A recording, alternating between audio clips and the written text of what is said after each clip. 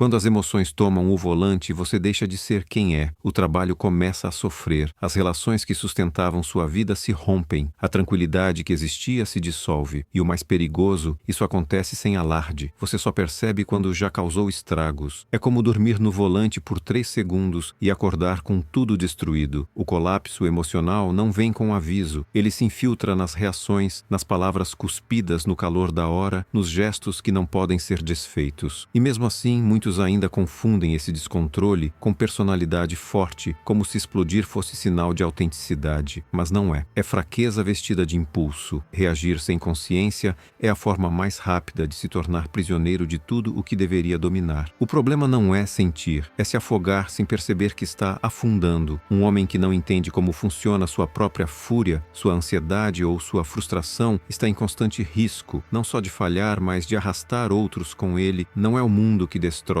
é o que você não governa dentro. O primeiro passo não é controlar, é perceber o quanto você já perdeu por não controlar e parar de justificar o incontrolável como se fosse parte da sua natureza. Emoção sem consciência é sabotagem disfarçada. E se você ainda acha que está no comando só porque grita mais alto, talvez já tenha sido vencido há muito tempo. O que vai ser construído daqui em diante não é força bruta, é presença, postura, escolha, porque quem não comanda a si mesmo, não comanda nada. 3 assassinos avançavam, todos os guardas tremiam, menos um.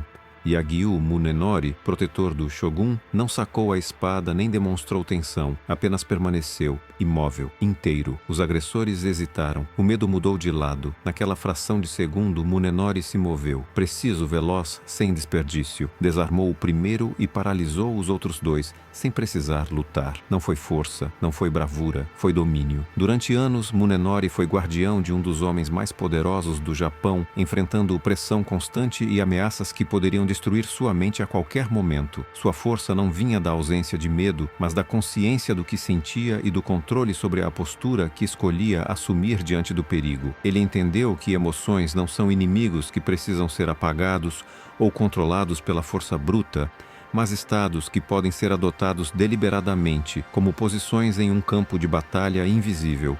Munenori ensinou que a mente pode assumir formas, como a firmeza impenetrável de uma montanha, a fluidez de um rio, a flexibilidade de um junco, o movimento inesperado do vento e a invisibilidade da sombra. Essas não são metáforas vazias, mas ferramentas práticas que moldam cada reação, cada decisão. Quando um homem aprende a escolher seu estado, mesmo sob pressão, ele deixa de ser refém de impulsos e passa a comandar a própria existência. Munenori não era invencível porque não sentia medo, era invencível porque sabia como se posicionar contra ele. Montanha, rio, junco, vento, sombra, 5 posturas, 5 maneiras de se apresentar ao mundo quando tudo ameaça desmoronar. Cada uma é uma decisão, um ajuste da mente e do corpo que muda o campo onde as batalhas internas acontecem. A montanha não se move, ela impõe respeito pela sua solidez. Firmar-se assim é assumir que nada externo pode abalar o centro, que a força verdadeira está na estabilidade, não na explosão.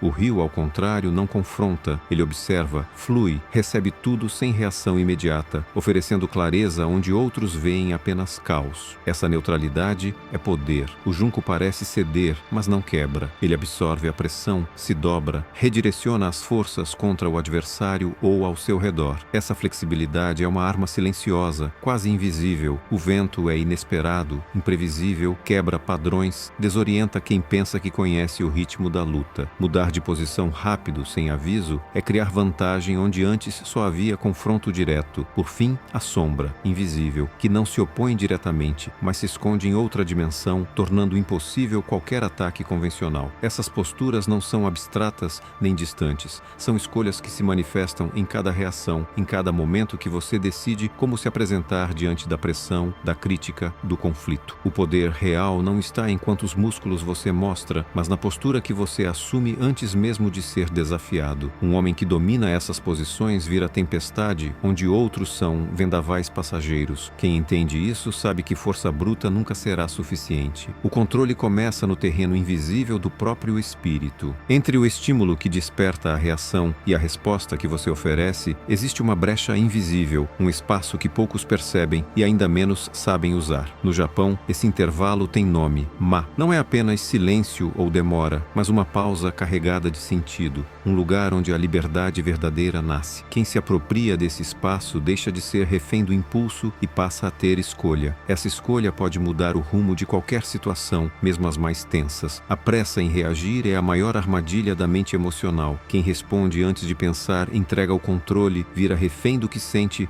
alimenta o conflito e fortalece a derrota. Por outro lado, quem domina essa pausa cria distância, ganha perspectiva e espaço para agir com clareza. Mas não é hesitação, é presença, é a diferença entre explodir e observar, entre perder tudo e preservar o essencial. Grandes mestres das artes japonesas entendiam que nessa brecha está a verdadeira força, porque ali a mente se reorganiza, o corpo se acalma e a estratégia emerge. Não é sobre segurar emoções, mas sobre criar espaço para elas se manifestarem sem destruir.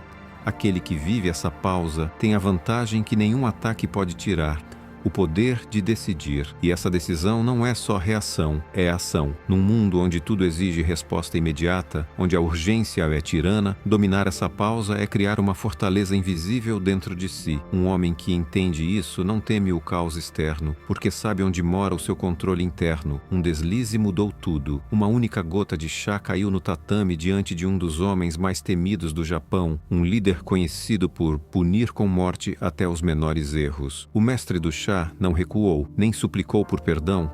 Ele fez uma pausa, respirou fundo e, no lugar da vergonha ou do medo, escolheu agir com calma e controle absoluto. Transformou o acidente em parte da cerimônia, incorporando a mancha como se fosse um desenho planejado, uma nova obra. Aquele instante não foi fraqueza, tampouco sorte, foi presença total. O mestre não lutava contra o erro, não tentava apagar o passado. Ele estava completamente ali, no momento, usando o que parecia um fracasso para criar algo novo e valioso. Essa postura vai além da resistência. Resistir é se fechar, endurecer contra a pressão. Presença é aceitar o que é e agir sem ser levado por reações automáticas. No mundo acelerado e cheio de crises, poucos conseguem frear, respirar e escolher o que fazer. A mente inabalável não é aquela que não sente medo ou nervosismo, mas aquela que reconhece esses estados e não se deixa dominar por eles. Assim como o mestre do chá, o homem que domina essa arte sabe que o poder real está em transformar o inesperado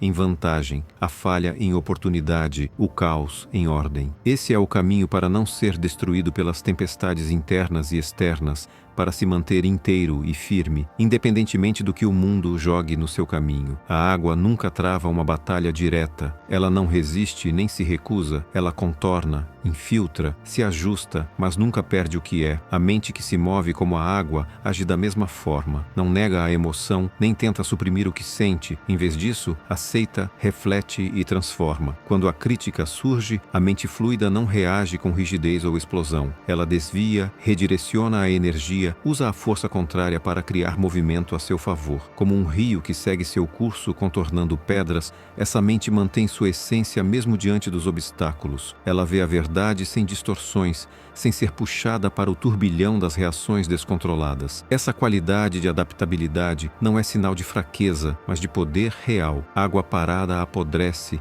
água em movimento ganha força, profundidade e alcance. Assim deve ser o pensamento, flexível, consciente, sempre em transformação. Quando um homem aprende a cultivar essa fluidez, ele não é destruído por conflitos ou ataques. Ele os usa para avançar, para crescer. O domínio da mente como água permite que o emocional não seja um inimigo, mas uma fonte de energia para novas estratégias e decisões. A força que vem dessa mente não é barulhenta, mas implacável. Não se quebra, porque não se impõe rigidamente. Flui, adapta, redireciona.